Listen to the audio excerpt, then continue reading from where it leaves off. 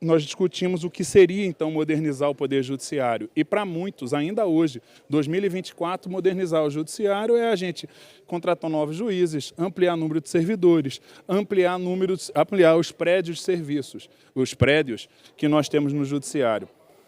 Contudo, 2019 e 2020 virou a gente de cabeça para baixo. Boa tarde a todos. Meu nome é Luiz Otávio Saboia, sou desembargador do Tribunal de Justiça de Mato Grosso. A intenção e o convite foi vir falar com vocês sobre inovação, tecnologia e gestão nos gabinetes do Poder Judiciário. Não é uma tarefa fácil para a gente fazer em 15 minutos, até porque a gente teve muita gente que passou por aqui com uma qualidade, eu acredito, até maior do que a minha, para falar, para expor, mas a gente vai tentar apresentar para vocês um material.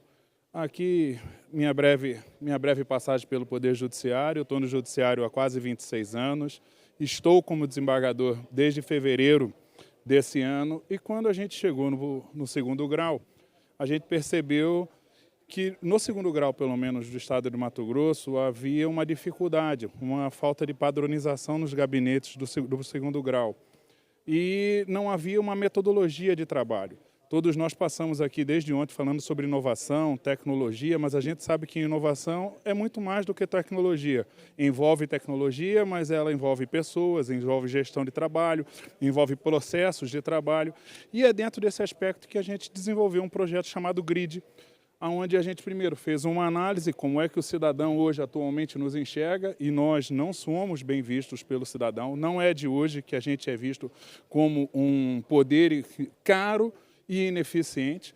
Nós acumulamos um volume de processo muito grande, como foi dito já ao longo do dia. Hoje nós temos 83 milhões de processos na Justiça, segundo o último relatório do CNJ, o relatório de Justiça em Números. Isso apresenta que a gente tem uma sociedade que ela é relativamente disfuncional.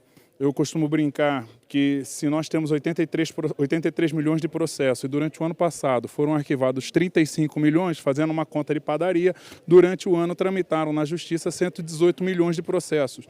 Se eu multiplicar isso por 2, afinal, cada processo tem um autor e um réu, eu tenho mais ou menos 236 milhões de pessoas litigando no Brasil.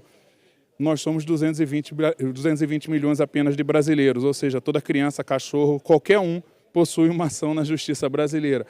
Dá até inveja quem escutou o painel 2 aqui falando do Poder Judiciário na Alemanha, que na Alemanha, a Alemanha inteira tem 900 mil processos. 900 mil processos é uma vara em São Paulo de execução fiscal com mais de 1 milhão de processos. Então, essa é a realidade do Poder Judiciário brasileiro. Como mudar isso? Como transformar isso? Qual seria, então, o nosso desafio? Passar daquele paradigma de juiz para juiz-gestor. Isso é um mantra que quase todos divulgam, quase todos alegam e fazem. Mas para fazer esse mantra, pelo menos lá no gabinete, lá no segundo grau, lá no TJ de Mato Grosso, a gente desenvolveu uma metodologia. Primeiro, acreditamos que conhecimento e competências interpessoais são essenciais. Muito mais do que tecnologia, eu preciso de pessoas. Toda inovação ela é feita por pessoas para pessoas. Então, se eu não tenho pessoas motivadas, pessoas adequadas, pessoas certas no lugar certo, eu posso ter a tecnologia que for, eu não tenho o resultado que eu desejo. Para isso, a gente precisa entender que a gente saiu de uma era industrializada, onde o que era o mais importante, e hoje, na era do conhecimento, o quem é o mais importante. Quem está conosco, quem possui análise e visão sistêmica, quem possui capacidade de integrar o meu time, quem possui capacidade de articular, quem trabalha em equipe, quem me entrega produtividade, independente de estar em Cuiabá, em São Paulo, em Brasília ou no Japão. Quem é o que mais me interessa hoje e não o que, ou aonde a pessoa está sentada para me fazer o trabalho. Pensando nisso, nós discutimos o que seria, então, modernizar o Poder Judiciário. E para muitos, ainda hoje, 2024, modernizar o Judiciário é a gente contratar novos juízes, ampliar o número de servidores, ampliar os prédios de serviços, os prédios que nós temos no Judiciário. Contudo, 2019 e 2020 virou a gente de cabeça para baixo. 2019 e 2020, ainda que nós tenhamos uma pandemia que do ponto de vista humanitário, do ponto de vista epidemiológico, tenha sido uma grande desgraça, para nós que gostamos de inovar, foi uma grande oportunidade. Porque tudo aquilo que eu não podia fazer na pandemia, disseram, Saboia, como é que faz aquela maluquice? Saboia, vamos transformar em processo híbrido, igual você vivia falando? Saboia, vamos fazer tal coisa? Então, a pandemia nos trouxe a oportunidade de evoluir. E aí, quando a gente reconhece essa oportunidade, a gente avança no conceito de modernizar o judiciário.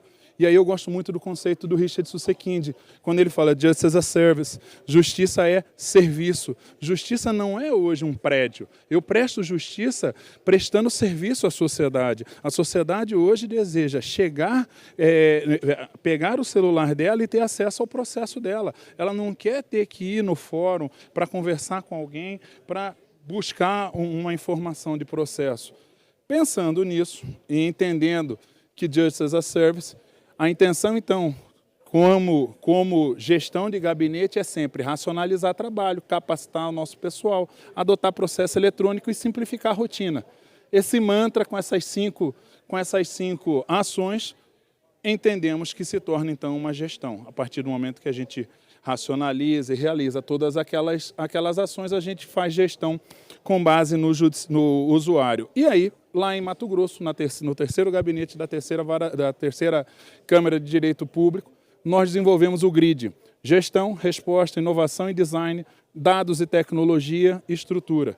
Esse é um projeto que foi desenvolvido por mim, Ellen, minha chefe de gabinete, Eduarda, que é uma assessora de UX que eu trouxe de Minas Gerais para dentro do gabinete, ocupando um cargo jurídico lá dentro, entendendo que a gente precisava de uma visão para o usuário.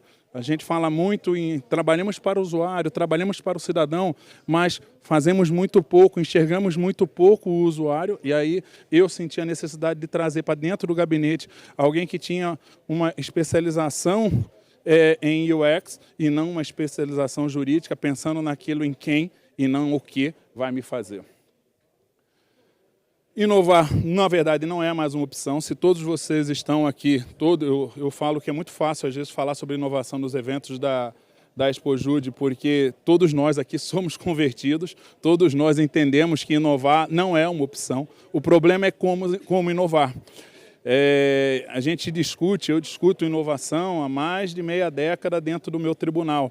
E quando a gente fala em inovação, antigamente a gente escutava assim, doutor, eu preciso só de um sisteminha. Agora, doutor, a gente precisa só de uma IA. Né? Então, o hype sempre muda de tempos em tempos. E aí, entendendo que inovar não é mais uma opção, mas que inovar não é apenas gestão, a gente primeiro tem que fazer uma avaliação de cenário. Além de eu entender como a sociedade nos enxerga, eu tenho que entender hoje que a advocacia conhece o judiciário melhor do que nós. Hoje, através de jurimetria, os advogados sabem como eu julgo, qual é a minha tendência, qual é a minha pegada, o meu entendimento em determinados assuntos. Mas nós não conhecemos o nosso público, não conhecemos o nosso judiciário como a gente deveria conhecer. Às vezes não conhecemos sequer o nosso acervo, porque não fazemos aquela tarefa de casa de ter uma experiência de Big Data adequada, uma experiência de análise de dados adequada. E aí o resultado disso é lentidão. Gente, eu vou tentar falar um pouquinho mais rápido, porque eu estou vendo que eu tenho só 6 minutos e 50 segundos.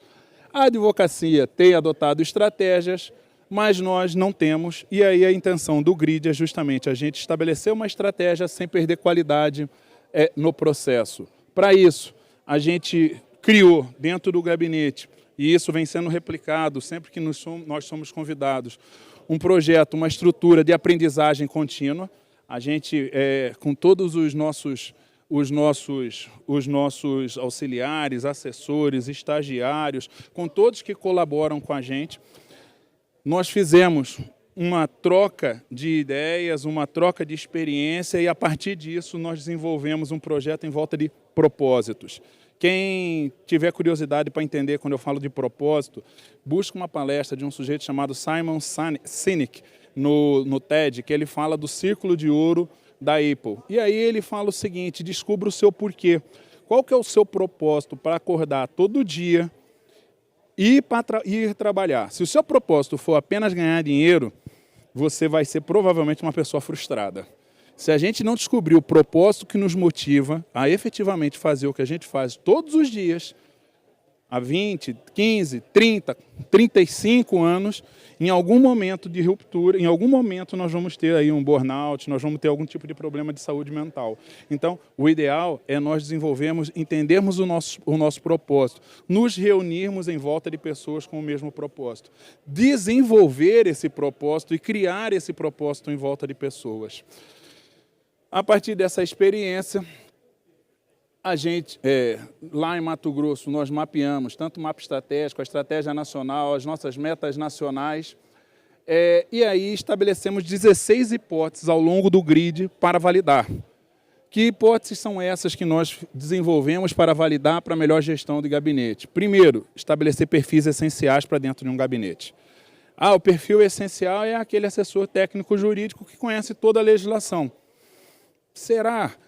Veja, lá no gabinete tenho eu, desembargador, tenho a assessoria jurídica, tenho a chefia de gabinete, que sem ela hoje, que é quem praticamente coordena toda a minha gestão dentro do gabinete, embora seja alguém com conhecimento profundo na parte jurídica, que é a Ellen, ela faz toda a parte de gestão, me isentando e isentando a minha assessoria de uma série de atividades, como conversar, como dialogar e ter algumas conversas com a secretaria. Ela consegue unificar, nós ainda temos taquigrafia no tribunal, embora eu fale que não é mais preciso, mas ela mantém todo esse diálogo com taquigrafia e com todos os outros setores, fazendo com que todos nós trabalhemos de modo harmônico, criando assim um grande time, e não um time apenas do gabinete, mas uma grande unidade. E hoje eu trouxe uma assessoria de inovação para dentro do gabinete. Além do tribunal ter o laboratório de inovação, nós temos a TI, eu trouxe uma assessora de inovação para dentro do gabinete, uma pessoa que me ajuda a desenvolver as minhas maluquices, os meus projetos ali dentro, quando eu falo de inteligência artificial, quando eu falo de tecnologia, ou quando eu quero algo voltado para o usuário e para trabalhar o melhor perfil, o melhor caminho para aquele usuário consumir um serviço que eu disponibilizo para ele. Doutor, como assim? Que serviço o senhor disponibiliza? O serviço do senhor não é apenas proferir uma decisão, proferir um voto, analisar uma liminar? Não só isso. Hoje, no gabinete, nós desenvolvemos, desde o primeiro grau, a gente desenvolveu todo um site para receber o cidadão ali dentro, onde, por exemplo, ele faz o agendamento, ele mesmo faz o agendamento automático do dia que ele quer conversar comigo, a hora que ele quer conversar comigo, e não há interferência do ser humano. Se ele quiser conversar com o ser humano, a gente tem uma outra trilha para ele também acionar, aí a Ellen que faz essa coordenação. Então, assim, nós conseguimos, através de um site, por exemplo, um site que é algo simples, mas disponibilizar uma série de serviços para o cidadão, e o feedback que eu tenho do cidadão é sempre: doutor, por que os outros não fazem como o senhor faz? Porque facilita para nós, o advogado. Então, a intenção é sempre facilitar o trabalho e o acesso para a advocacia, para que o cidadão chegue até mim. Segunda hipótese que nós tentamos, e aí falei sobre a Duda, que é a nossa UX, né, especialista em design de experiência. Trouxe aqui o que a gente traria por trás da inovação, né? Nossa visão, a gente estabeleceu visão, a busca de resultados, a necessidade dos usuários e qual a tecnologia a gente pretende utilizar, como uma solução baseada em usuários, em experiência do usuário. Ela precisa ser útil, desejável, possuir valor, ser fácil de utilizar, ser encontrável dentro de um site, de um documento, de qualquer coisa que você disponibilize, ser confiável e ser acessível. Segundo, mapear as atividades e sistemas do tribunal baseado na metodologia AIS. Gente, AI não é AIS, não é a inteligência artificial. As-is, ou seja, como os outros gabinetes fazem. Quando eu cheguei em fevereiro, eu busquei alguns gabinetes, e aí dentro daquela questão da humildade, como é que vocês fazem isso? E aí encontrei alguns desembargadores, que a gente, através da coordenadoria judiciária, me relacionou. Os melhores gabinetes são esses. Beleza, vamos sentar lá dentro, vamos passar um período lá dentro. Me explica como é que vocês fazem esse processo de trabalho. E aí nós mapeamos os processos de trabalho dos outros gabinetes. A partir do momento que a gente mapeou o processo de trabalho dos outros, voltamos para dentro, fizemos a criticidade interna e aí começamos a desenvolver os nossos próprios processos de trabalho. Desenvolver estratégias de comunicação interna e externa, foi o que eu passei para vocês, que a gente desenvolveu um site para os usuários externos. Para os usuários internos, lá em Mato Grosso, nós temos uma expressão chamada Tchacobolo, e aí nós temos o nosso Tchacobolo diário, praticamente, a gente fazia 15 minutos, quase todos os dias, de Tchacobolo, todos os servidores, todo mundo do gabinete, para a gente trocar ideia, conversar, entender o que estava acontecendo, se tinha alguma coisa para ser informada e orientar as atividades. A gente minimiza dessa forma erros, retrabalho, ruídos na comunicação. E aí começamos com 15 dias diários, hoje a gente conseguiu espaçar para 15 minutos diários, e aí a gente hoje conseguiu espaçar para 2 vezes na semana, 15 minutos pelo menos, a gente se reunir com essa finalidade específica. E, gente, preciso encerrar, mas a gente tinha mais 15 hipóteses aqui para passar para vocês. Muito obrigado.